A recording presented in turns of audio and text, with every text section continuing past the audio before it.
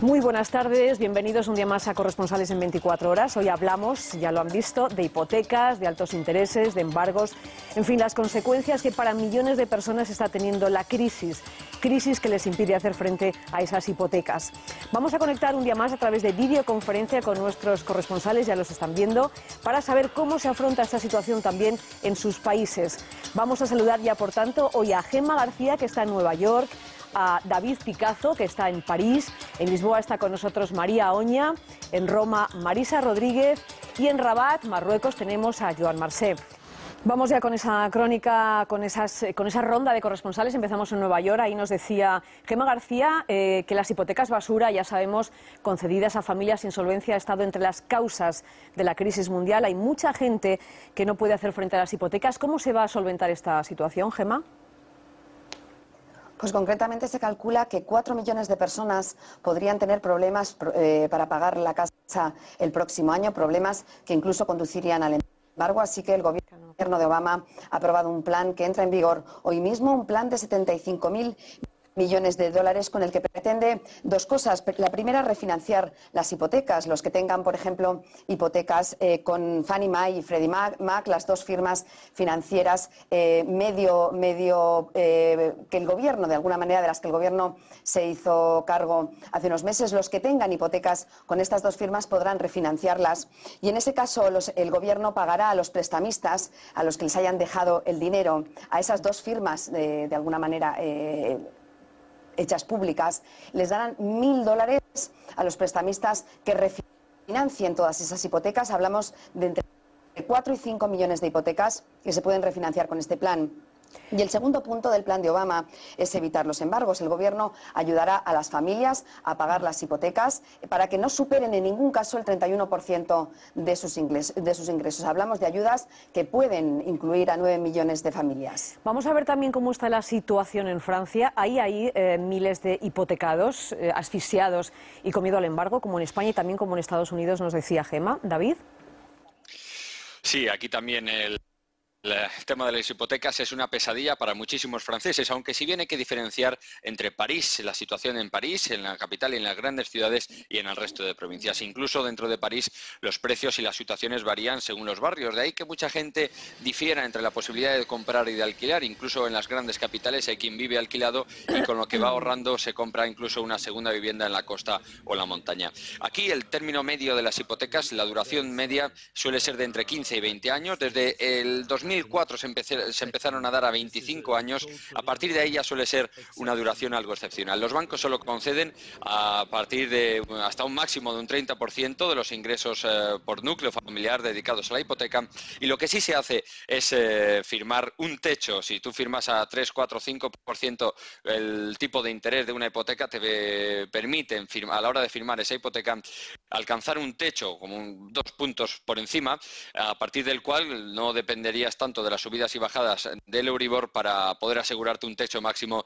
a la hora de pagar, como digo, esa hipoteca. Lo que sí que hemos sabido es que a partir de la crisis económica, a partir de hace un año para atrás, lo que sí que han bajado, nos han escapado, es el precio de los pisos. Han llegado a bajar hasta un 10% y también eso ha afectado al precio de las viviendas nuevas, que también, además de bajar este 10%, han disminuido el número de las ventas. Han bajado en torno a la mitad del número de ventas. Si se vendían en diciembre de 2008 28.000 viviendas nuevas en Francia, ahora mismo están en 14.000. Situación, por tanto, parecida a la que contábamos, David, estamos viviendo en España. Vamos a ver cómo hacen frente a los portugueses a sus hipotecas también en tiempos de crisis y de altas cotas de desempleo. Lisboa, María Oña.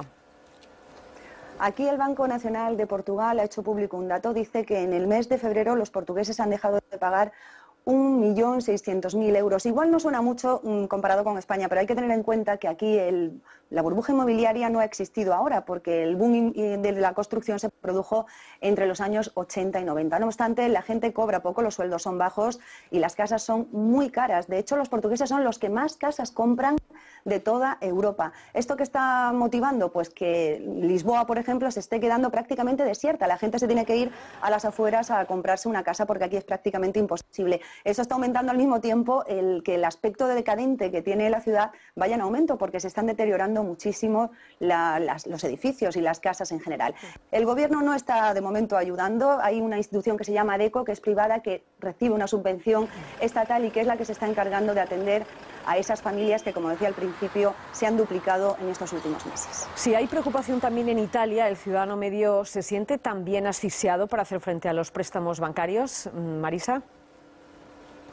Aquí están asfixiados, pero no tanto como en otros países. Aquí el año pasado los bancos firmaron un 20% menos de hipotecas que el año anterior y además renegociaron el 52% de las hipotecas que tenían para facilitar a las familias que las pudieran pagar. Por ejemplo, Unicredit permite este año que las familias no tengan que pagar un solo euro de la hipoteca y además no les penalizan. Por otra parte, el Gobierno ha fijado un fondo de 350 millones de euros para garantizar un techo del 4% en las hipotecas, en los intereses de las hipotecas variables. Pero hay que decir que este país tiene algunas singularidades. Por ejemplo, tampoco vivió el boom inmobiliario que ha vivido, por ejemplo, España.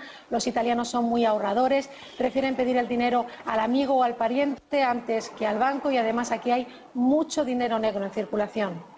¿Y qué pasa más allá de Europa y Estados Unidos? En Marruecos la crisis ha provocado también que haya muchos hipotecados en apuros. Rabat, John Marcé. Sí, bueno, en general el tema del crédito en Marruecos siempre ha sido un tema aparte. Para empezar, digamos que los preceptos del Islam prohíben lo que se llamaría genéricamente la usura, es decir, el cobro y el pago de intereses, pero siempre se han buscado fórmulas imaginativas, como por ejemplo lo que se llama la jemaya, es decir, un grupo de amigos o de socios, cada uno pone cada mes la misma cantidad y cada mes se lo queda uno distinto, de manera que así se puede acceder a productos, a bienes de los cuales pues sería imposible llegar. Y también hace un poco más de un año se puso en marcha una serie de productos bancarios que llamaron genéricamente la banca islámica, que era una especie de pacto entre el banco y el cliente, de manera que se sorteaba el tema de los intereses. Pero en general en el mundo de los negocios funciona de otra manera. Los tipos de interés, lejos del Euribor, están basados aquí en los bonos del Estado marroquí, más el diferencial que aplica el propio banco, y ahora mismo los créditos están en un torno al 5 al 6%, en un sistema que se mantenía al margen de los vaivenes, de las grandes crisis financieras internacionales, pero que ya está todo llegando, como apuntábamos antes, y se nota en que hay un descenso en las compraventas de casas, de lujo, de pisos de alto standing, es decir, esos productos inmobiliarios que buscaba el inversor internacional. Se está resintiendo. Lo hemos visto esta misma semana, un colega de la prensa internacional buscaba un apartamento para alquilar y lo que ha encontrado es un edificio, un piso, pues que estaba destinado a la venta, pero que sus propietarios han decidido que ante este parón mejor alquilar.